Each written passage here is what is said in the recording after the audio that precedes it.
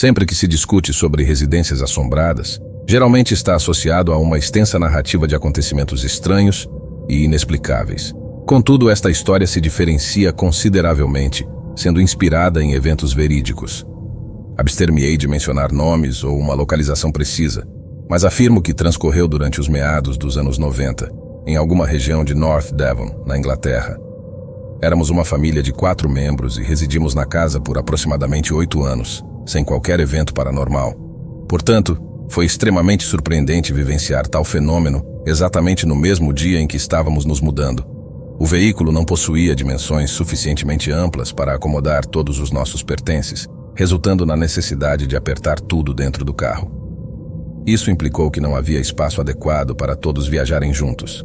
Recebi orientações para permanecer para trás enquanto meus pais descarregavam o carro na nova residência, que estava relativamente próxima.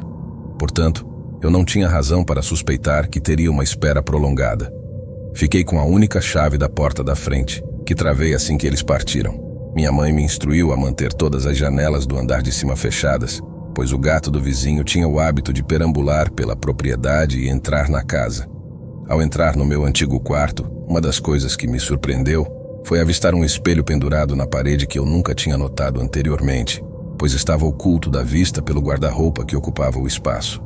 Descobrir que o espelho estava lá todos esses anos sem o meu conhecimento foi um tanto estranho, e ele refletia apenas uma imagem embaçada devido à poeira. Parecia estar solidamente fixado à parede. Suponho que seja a razão pela qual meus pais optaram por mantê-lo ali. Após trancar todas as janelas do andar de cima e assegurar que nenhum gato indesejado estava dentro da casa, aguardei pacientemente pelo som do carro do meu pai chegando à entrada. No entanto, 3 horas depois, ainda estava aguardando, e a escuridão já se instalava. Lembre-se, isso ocorreu nos anos 90, quando os celulares ainda não eram tão comuns e não havia maneira de entrar em contato com meus pais. Lembro-me de sentir um tédio extremo na época. Um celular teria sido realmente útil naquele momento, por mais de uma razão. No entanto, eu teria me contentado com o meu antigo hack-sack ou até mesmo um dos tamagotchis da minha irmã para passar o tempo. Infelizmente, a maioria das lâmpadas da casa havia sido retirada, exceto aquela que ficava acima da escada que liguei. No entanto, optei por permanecer na sala de estar, pois a temperatura lá em cima estava inexplicavelmente mais fria. Cerca de 1 hora depois, começou a chover, e eu estava com fome. Lamentei não ter levado nada para comer comigo, embora não esperasse ter que esperar tanto tempo. Então fui até a cozinha para verificar se havia alguma comida nos armários. Enquanto procurava na cozinha, não pude ignorar o pensamento persistente de estar sendo deixado de fora. Eu nem sequer tinha visto a nova casa ainda, e o fato de que minha irmã mais nova conseguiu vê-la antes de mim me incomodou um pouco. Depois de perceber que não havia comida na cozinha, retornei para a janela na sala de estar. Enquanto contemplava vários cenários para explicar por que meu pai ainda não havia chegado, ouvi algo se movendo pela casa. A princípio, suspeitei que fosse o som das árvores balançando ao vento lá fora, até que vi algo que me deu um arrepio na espinha. Ao notar alguém passando em frente à janela, encolhi-me em um canto, aguardando imóvel e completamente aterrorizado. Logo em seguida, ouvi batidas no vidro da janela da cozinha, mas não tive coragem de olhar para ver quem era. Em vez disso, apenas imaginei a mesma figura escura espreitando pela janela. Após o término das batidas, instalou-se um silêncio, pelo menos por um tempo. O som repentino de vidro quebrado vindo do andar de cima me surpreendeu. Suspeitei que alguém pensasse que a casa estava vazia e decidisse invadir por algum motivo, um pensamento. Sem cortinas ou móveis, até o som mais leve ecoaria por toda a casa, e havia muito poucos lugares para se esconder. Imediatamente, me esgueirei para outro canto, virado para longe do corredor para evitar ser visto. Enquanto antecipava o horror de confrontar um intruso, os passos altos subitamente cessaram na base da escada, bloqueando provavelmente minha única saída pela porta da frente. Agora eu conseguia ouvir o vento, provavelmente uivando através de uma janela quebrada no andar de cima, gelando todos os cômodos da casa.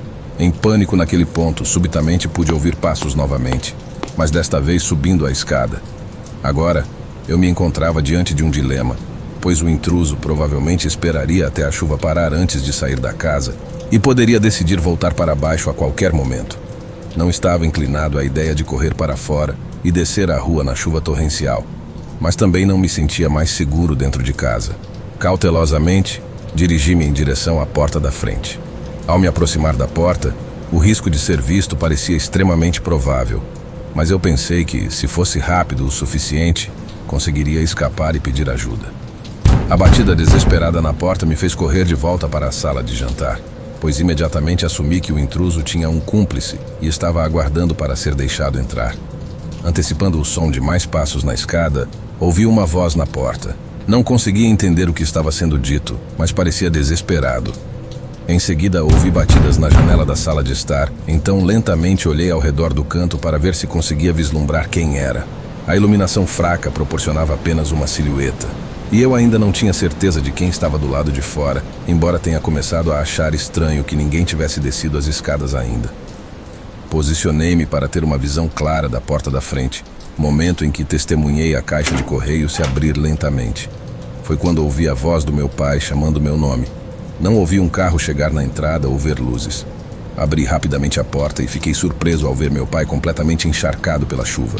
Ironicamente, ele me perguntou por que demorei tanto para abrir a porta, momento em que contei a ele sobre o intruso lá em cima. Parecia estranhamente convencido de que eu estava inventando, e apesar de implorar para que ele não subisse, ele foi mesmo assim, apenas para descobrir que ninguém estava lá. Ambos procuramos toda a casa e não encontramos nada. Sem sinais de arrombamento, janelas e portas estavam todas fechadas e trancadas, e o carpete estava seco.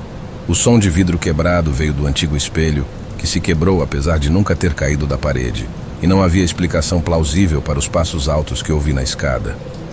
Quando questionei meu pai sobre a demora em me buscar, ele explicou que o carro ficou bloqueado pelo caminhão na outra casa, e teve que esperar até que tudo fosse descarregado antes de poder sair. Para complicar ainda mais, o carro quebrou a apenas alguns quarteirões de distância. Até hoje, sinto que meu pai ainda não acredita em mim, pensando que quebrei o espelho por frustração, devido ao tempo que fiquei sozinho. Contudo, eu sabia que o que experimentei era real, e é algo que permanece comigo mesmo depois de todos esses anos. Quanto à pessoa que passou em frente à janela voltada para o quintal, mais tarde confirmamos que era o vizinho procurando por seu gato. No entanto, os eventos daquela noite vieram à tona pouco depois em uma conversa com meu pai. Perguntei a ele por que não tinha medo de subir aquelas escadas depois de eu ter dito que havia um intruso na casa. O que ele disse em seguida me deixou completamente sem palavras e abalou-me bastante. Ele explicou que não estava com medo porque, ao se aproximar da casa, me viu na janela do andar de cima. Tentou acenar para chamar minha atenção, mas disse que eu tinha uma expressão estranha e fantasmagórica no rosto. Então desistiu e bateu na porta em vez disso. O espelho quebrado na parede, os passos altos na escada e um suposto sósia na janela do andar de cima foram o suficiente para me manter longe daquela casa e nunca mais voltar. Fala pessoal, beleza? Se você gostou da história, deixe seu like e considere se inscrever no canal Sexto Saber e também compartilhe com seus amigos. Até a próxima!